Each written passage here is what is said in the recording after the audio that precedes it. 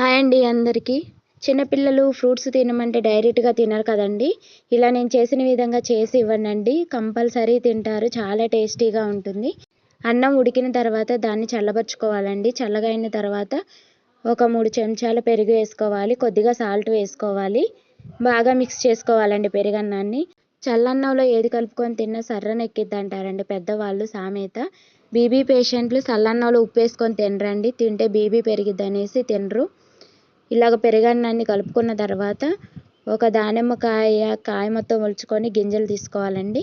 ఒక అరటిపండు తీసుకోవాలి. నేనైతే ఈ 2 రకాల ఫ్రూట్స్‌ని కలుపుకొని తింటున్నాను. చాలా టేస్టీగా ఉంటుందండి.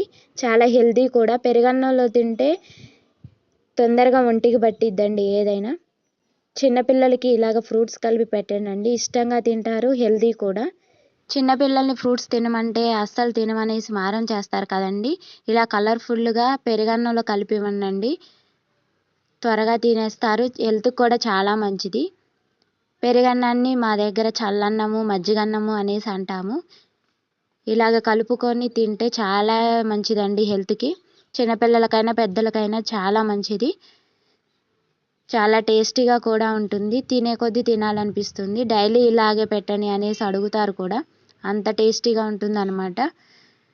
పెరుగులో నేనైతే దానిమ్మ గింజలు, అరటిపండు కలుపుకొని తిన్నానండి. మీరు ఇంకా వేరే ఫ్రూట్స్ కూడా కలుపుకొని తినొచ్చు. చాలా టేస్టీగా ఉంటుంది. హెల్త్‌కి కూడా మంచిది. Thanks for watching. Do subscribe.